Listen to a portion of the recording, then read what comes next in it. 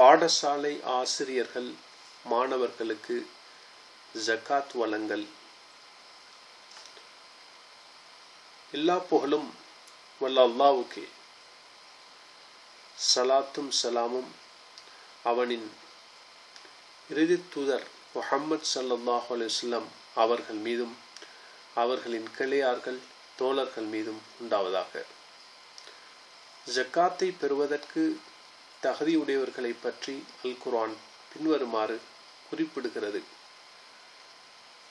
ஜக்காத் என்னும் தானங்கள் பரம ஏழை அதன் உத்தியோகத்தர்களுக்கும் புதிதாக இஸ்லாத்தில் நுழைந்தவர்களுக்கும் அடிமைகளை விடுதலை செய்வதற்கும் கடனில் மூழ்கியவர்களுக்கும் அல்லாஹ்வுடைய பாதையில் போராடுவதற்கும் வழிபோக்கர்களுக்கும் உரித்தானதாக அல்லாஹ் ஏற்படுத்திய கடமையாகும். அல்லாஹ் மிக்க அறிந்தோனும் ஞானமுடையவனுமாக இருக்கிறான். அல் குர்ஆன் அத்தியாயம் 9 வசனம் 60. மேற்குறிப்பிட்ட கூட்டத்தார்களுக்கே ஜக்காத் வழங்கப்படல் வேண்டும். இமாம் ஷாஃபிஈ ரஹிமஹுல்லா அல் என்ற நூலில் அல்லாஹு தஆலா குர்ஆனில் ஜக்காத் கடமை என்று கூறிய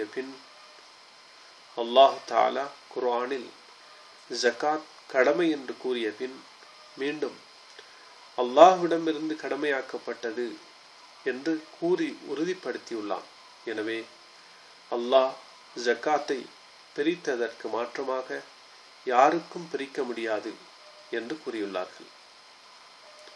பாடசாலை ஆசிரியர்கள் மாணவர்கள் பரம ஏழை கடனாளி போன்ற அல் குர்ஆனில் கூறப்பட்ட கூட்டத்தினர்களில் உள்ளவர்களாக இருந்தால் அவர்களுக்கு ஜக்காத் வழங்கலாம். அல்லாஹ்வே நன்கு அறிந்தவன். வஸ்ஸலாமு அலைக்கும் வரஹ்மத்துல்லாஹி வபரகாத்து. இந்த மார்க்க தீர்ப்பை அகில இலங்கை மார்க்க அறிஞர்கள் சபையின் இணையதளத்தில் பார்க்க முடியும்.